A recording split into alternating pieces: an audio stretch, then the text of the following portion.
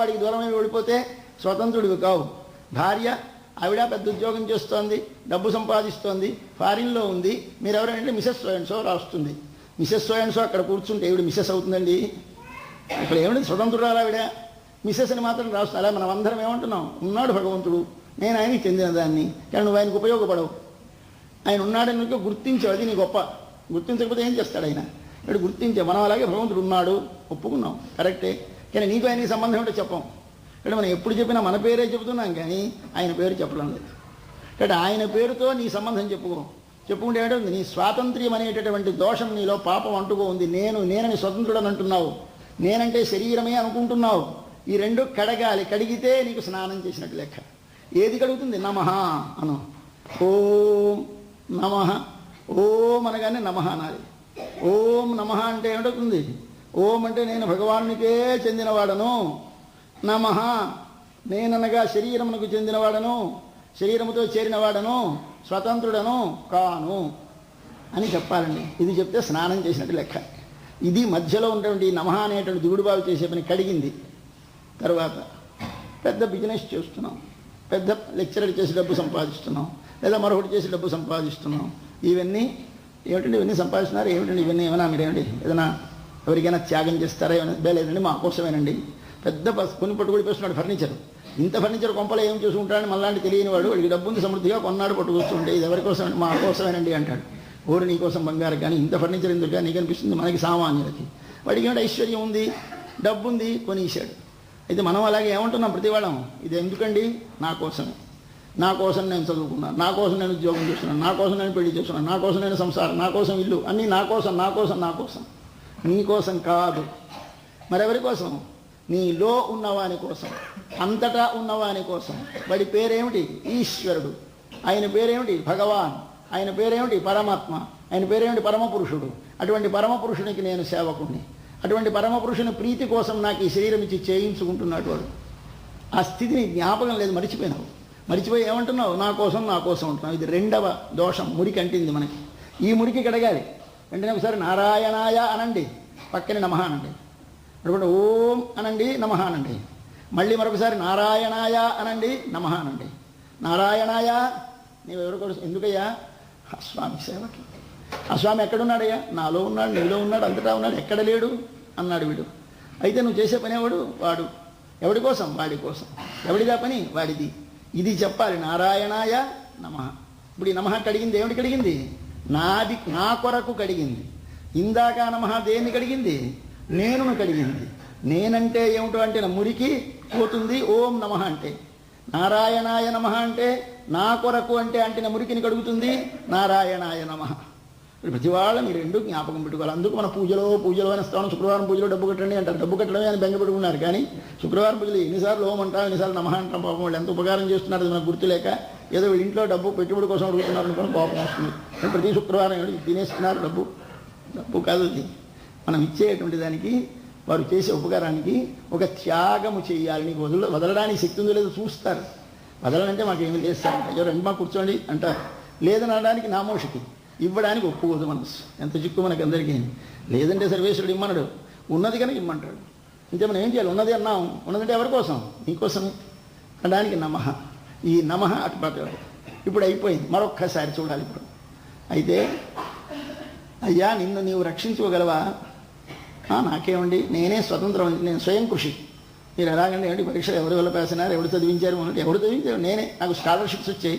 నేను కాలేజీలో ఎప్పుడు నాకు ఫ్రీ ఎడ్యుకేషన్ ఫ్రీ. నేను చాలా మెరిటోరియస్ స్టూడెంట్ని. వీడికి మా నాన్న అమ్మ నాకేం చేయలేదండి. వాళ్ళు అనేది ఐఎమ్ సెల్ఫ్ మేడ్ మ్యాన్. ఇప్పుడు స్వయంగా తయారైపోయినట్ట. స్వయంగా తయారైన వాడు ఎవడైనా ఉంటాడండి? పాపం అనిపిస్తుంది మనకందరికీ. అనిపించేవాడు నేను స్వయం కృషితో వచ్చాను, నేను స్వయం కృషితో పైకొచ్చాను. మనము పొగుడుతామండి, స్వయం కృషితో పైకొచ్చాయండి. ఆయన చిన్నప్పటి నుంచి ఎవరి హెల్ప్ లేదండి. ఊరి పై మనుషుల హెల్పా? ఉన్నాడొకడు నీ లోపల, ఉన్నాడొకడు నీలోనున్నవాడికి ఆప్తుడైన వాడు అందరిలో. వారిలో దూరి నీకు సాయం చేయించాడు, నీలో దూరి నీకు సాయం చేయించాడు. ఎవడి వల్ల అంటే స్వామి వల్ల అను. నా వల్ల అంటే అవేమిటి? కాదు, మనకి అర్థం తెలియదు. తెలియక ఏమంటున్నాం? ఎలాగండి మీరు? నేనేనండి, నా కొరకేనండి, నాదేనండి అంటే ఇప్పుడేం చేయాలి? వెంటనే ఈ దోషం పోవడానికి నమో నమః. ఒక మాట నమః అనకండి, మరొక్క మాట నమః కలపండి. నమో నమః. ఈ నమః అని ఇటు ఒక మాట వాల్సండి, ఇటొక మాట వాల్సండి, ఉన్న చోట 2 మాటలు పలకండి. ఓ ఓ అన్ని ఎన్ని ములుగులు వేయాలని మునగడానికి ఎన్ని మాటలు ములుగుతాం? 3 మాటలు ములుగుతాం. 3 మాటలు తీర్థం పుచ్చుకుంటాం. కాబట్టి దండం పెడితే తీర్థం పుచ్చుకుంటే ములిగితే 3 మునకలు. కాబట్టి విందైనా 3 నాళ్ళు, మన వాళ్ళకి ఏదో సామెతలు చెప్తూ ఉంటారు. అలాగే ఏమి చేసినా ఎన్నాళ్ళు? 3 రోజులు. ఏమిటా 3? 1 ఓంతో కలిగి వేయబడే పాపం, 2 నారాయణాయతో కలిపితే కడిగి వేయబడే పాపం, 3 నమఃతో కడిగి వేయబడే పాపం. కాబట్టి ఓం నమః, నారాయణాయ నమః, నమో నమః. ఇదండి మంత్రం అనుసంధానం చేసేటప్పుడు భావనలో. ఇది కేవలం బయటికి వస్తాను ఇలా అంటూ కూర్చోకండి. ఓం నమో నారాయణయే చాను, ఓం కేశవాయ నమః, ఓం నారాయణాయ అనాలి. కపలాచార్యులు చెప్పాడు కనుక అయ్యా ఓం నమః నారాయణాయ నమః, ఓం నమో నమః అంటూ పూజ చేస్తే బాగుండదు. అలా చేయకుండా మీకు అర్థం తెలియడం కోసం మనం చేస్తున్నాం. ఏం చేసింది? మనకి మనలో ఉండేటువంటి దోషములను కడిగేసింది కనుక ఈ మంత్రంలో మధ్యన ఉన్నటువంటి నమః అనే శబ్దం ఇటుపక్క ఒకసారి ఉన్న చోట ఒకసారి ఉండి 3 చోట్ల మనలో ఉన్నటువంటి 3 దోషాలని నేను స్వతంత్రుడను, నేను నా కొరకు, నేను నా పాటి వాడిని, నా ప్రయత్నం నేను చూసుకుంటాను. ఈ 3 దోషాలు పోవాలి. అందుకు ఆ పెరట్లో బావి ఉంగళ్ పుడక్కడై తోటత్తు వావియుల్. ఇప్పుడు వీళ్ళు చెప్తున్నారు తెల్లవారిపోయిందని గుర్తు చెప్పాలి. శంగషిని వాయున ఇడిందు తామరలవుగో వికసిస్తున్నాయి. ఆంబల్ కలవ పువ్వులు వాయు కూంబిన ముడుచుకుపోతున్నాయి. ఏమిటి దీని అర్థం? తామర పువ్వులు పగటి వేళ పెడతాయి సూర్యుడు వచ్చినప్పుడు, కలవ పువ్వులు సూర్యుడు వస్తే ముడుచుకుపోతాయి. అయితే ఈ తామర పువ్వుకి ఏమిటి దుర్లక్షణం? చక్కని చల్లని చంద్రుడు వస్తే ముడుచుకుపోతుందా? వెచ్చని వేడైన సూర్యుడు వస్తే విడుతుందా? ఇది దీనికి ఉన్నటువంటి వింతైన లక్షణం. ఏ పువ్వు అలాగ ఉండదు. అయితే వీళ్ళు పువ్వుల గుర్తు ఎందుకు చెప్తున్నారు? మొదట పక్షుల గుర్తు చెప్పారు. పక్షుల గుర్తు అయిపోయింది. కోవిల్లో శంఖం చెప్పారు, తర్వాత ఇంట్లో పెరుగు చిలకడం చెప్పారు. ఇవాళ ఇక్కడికి వచ్చేసరికల్లా పువ్వుల గుర్తు చెప్తున్నారు. ఈ పువ్వులు ఏమిటి? ఇవేమిటివి అంటే పువ్వులకి మనకి లేనంత జ్ఞానం ఉంది. కొన్ని పువ్వులు సాయంకాలం వికసిస్తాయి, కొన్ని పువ్వులు పొద్దున మీకు తెలుసును. సాయంకాలం రాత్రి వదిలేస్తే ఆ పువ్వు విడిపోయి రాలిపోతుంది. కాబట్టి సాయంకాలం మొగ్గలు కోసేసుకుంటారు. కొన్ని పువ్వులు పోనీ పొద్దుటి దాకా రాత్రి సాయంత్రం కోసినట్టు మరి విడవ పొద్దుడికి అలా ఉండిపోతాయి. ఏమిటి దీనికి అర్థం? అంటే ఆ పువ్వుకి తెలిసింది ఎప్పుడు సూర్యుడు అస్తమిస్తాడు, ఎప్పుడు సూర్యుడు వికసిస్తాడు అవి తెలుసుంటాయి. పక్షులకు తెలుసును, పువ్వుకి తెలుసును. ఈ పువ్వు ఎలా తెలిసింది అంటే రామాయణంలో ఒక అందమైన సన్నివేశం చూపిస్తాడు. శ్రీరామాయణంలో సీతాదేవిని రావణుడు ఎత్తుకుపోయిన తర్వాత వర్షాకాలం 4 మాసాలు సుగ్రీవుడికి పట్టాభిషేకమై తన ఊళ్ళో గడిపోయి కిష్కింధలో భార్యలతో మత్తెక్కి పరవశమై ఉండిపోయి అప్పుడు రామచంద్రుని అయ్యా ఈ గుహలో ఉండి వర్షాకాలం మనం వెళ్ళలేం కనుక తర్వాత మనం వెళదాం రావణాసురుడు ఎందుకంటే కూర్చున్నారు రామలక్ష్మణుడు. అప్పుడు వర్షాలు బాగా పడిపోతున్నాయి, మబ్బులు కమ్మేశాయి. తెల్లవారిందో తెలియదు, పొద్దుపోయిందో తెలియదు. రాముడు అంటాడు, లక్ష్మణ చూసావా మనకి సాయంకాలం అయినట్టుందో? ఎలా తెలిసిందయ్యా అంటే అవగో ఆ మాలతి పువ్వులు వికసిస్తున్నాయి, అవి సాయంకాలం వికసిస్తాయి. అదిగో పక్షులు గూడకు వచ్చేస్తున్నాయి అంటే సాయంకాలం అయిపోతే తెలిసిపోతుంది, పక్షులకు వచ్చేస్తాయి. చీకటిగా ఉండండి, మబ్బు పట్టినండి, సరే సాయంత్రం 4:30, 5 పక్షులు వచ్చేస్తాయి. ఈ పువ్వులు వికసిస్తూ ఉంటాయి. అదిగో పువ్వులు వికసిస్తున్నాయి, ఇదిగో ఈ పక్షులు వస్తున్నాయి కాబట్టి సాయంకాలం. అలాగే మనకి ఎవరు చెప్పాలి? పువ్వులు చెప్పాలి. ఏమిటి చెప్పాలి? పువ్వులు వికసించాలి. వికసిస్తే మనకి తెలుస్తుంది. పక్షులు ఎప్పుడు కూస్తాయి? తెల్లవారుజామున. కొన్ని పువ్వులు ఎప్పుడు వికసిస్తాయి? సాయంకాలం అయితే. అంటే సాయంకాలం అయితే వికసించడం ఏమిటి? రాత్రి అజ్ఞానం ఆవరించేటప్పుడు రజోగుణము తమోగుణము నీలో విజృంభించిన సమయంలో జ్ఞానము వికసిస్తే నీకు భగవంతుని సన్నిధికి చేరే టైం సన్నిధానమైంది, నీకు భగవంతుని మీద ప్రీతి కలిగిందని అర్థం. కాబట్టి ఇవి తగ్గాలి. అవి చెప్పారు అక్కడ రాముడు.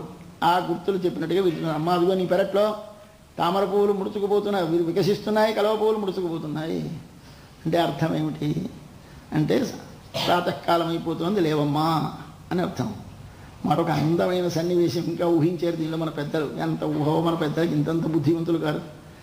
ఈవిడ ఇంట్లో లేదుట, పెరట్లో కూర్చుందిట. ఎక్కడ కూర్చుంది? పెరట్లో తోట ఒడ్డున బెంచీలు లాంటివి కట్టుకున్నారు వాళ్ళు. ఓ బెంచీ మీద కూర్చుంది. కృష్ణ భగవానుడు ఈవిడిని కలవటానికి వచ్చాడు. ఎక్కడి నుంచి వస్తాడు ఆయన? పెరట్లోంచి వస్తాడు. ముందు గుమ్మంలోంచి రాడు. ముందు గుమ్మం తలుపు తీసి ఉండదు, వెనక గుమ్మంలోంచి వస్తాడు.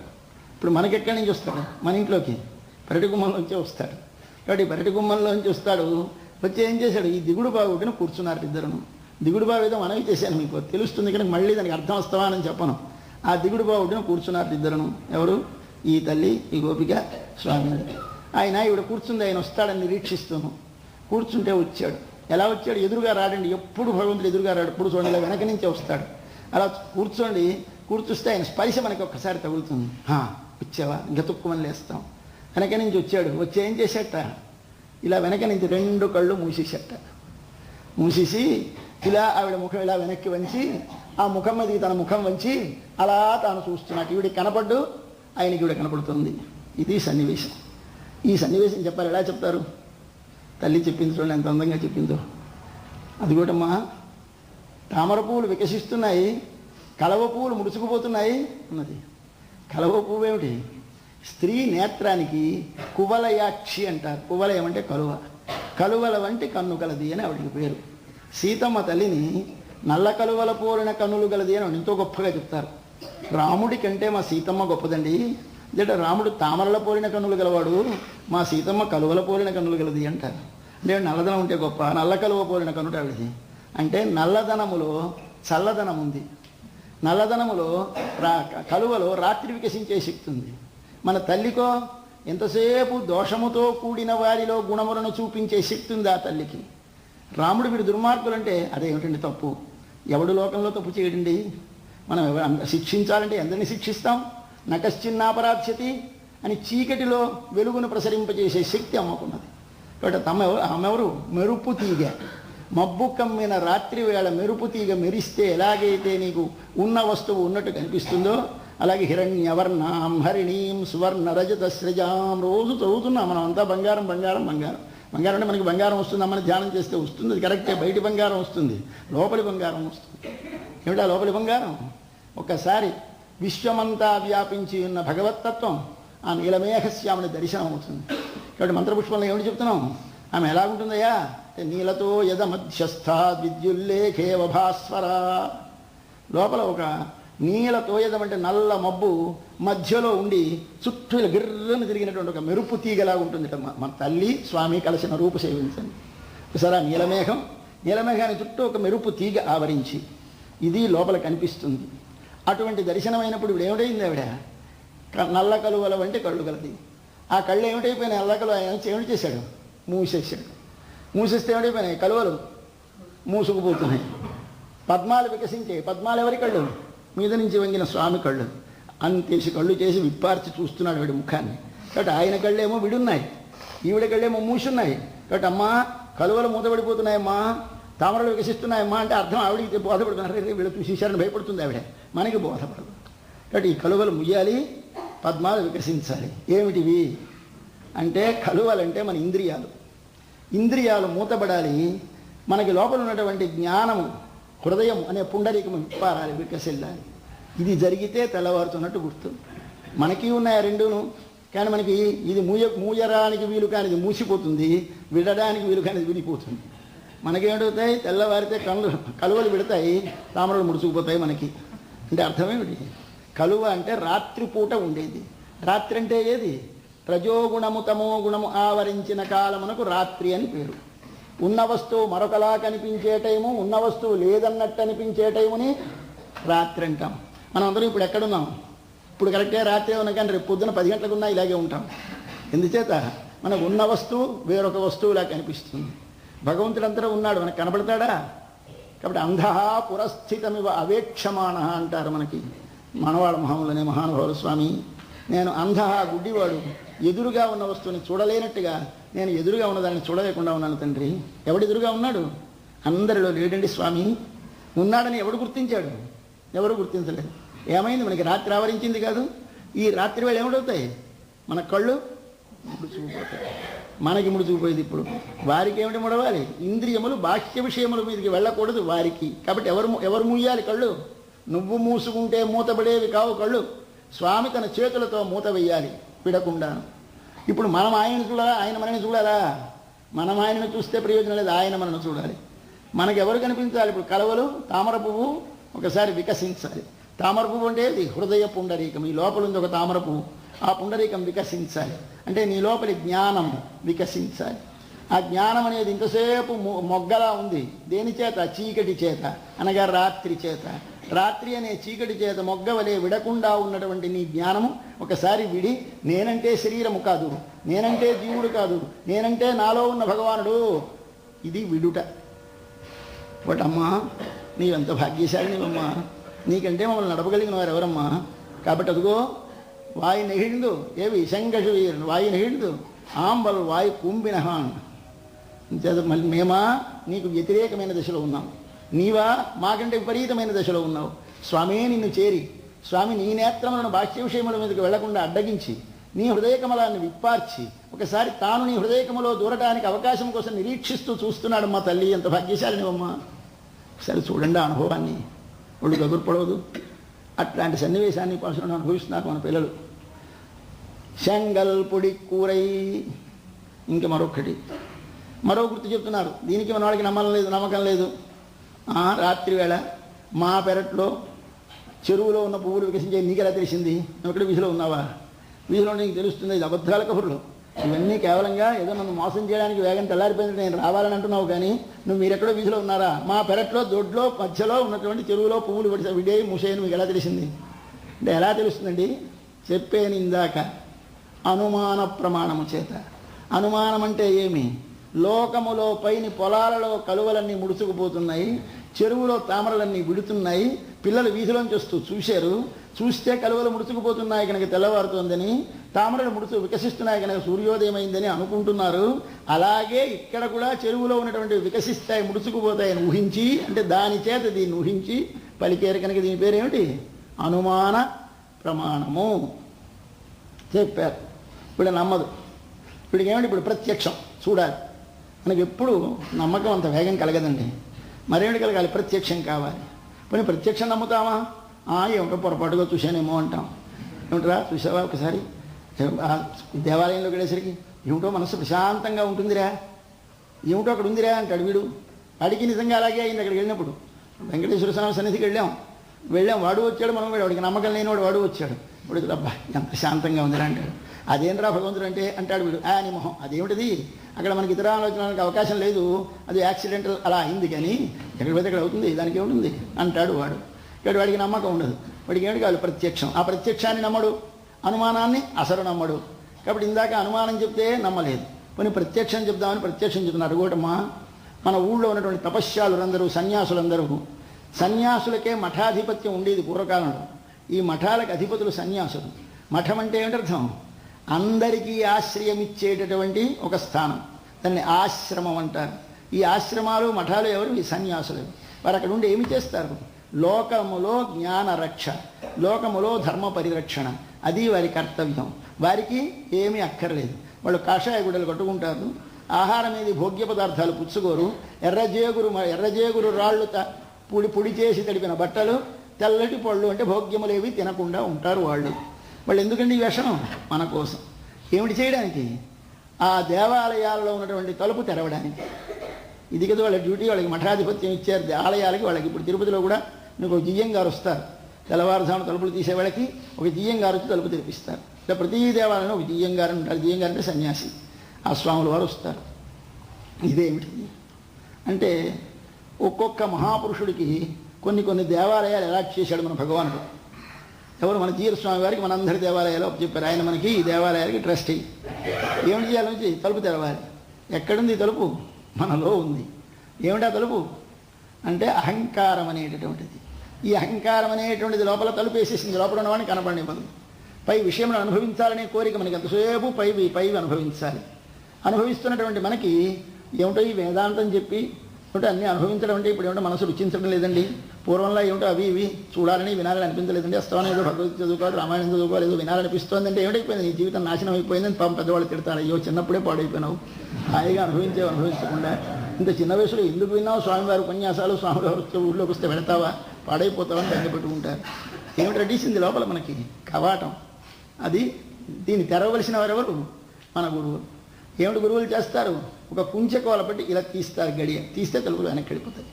ఈ కుంచెకోల ఏమిటి? జ్ఞానముద్ర, ఉపదేశముద్ర. గురువులు ఉపదేశం చెప్పి ఇలా పట్టుకో కూర్చుంటారు.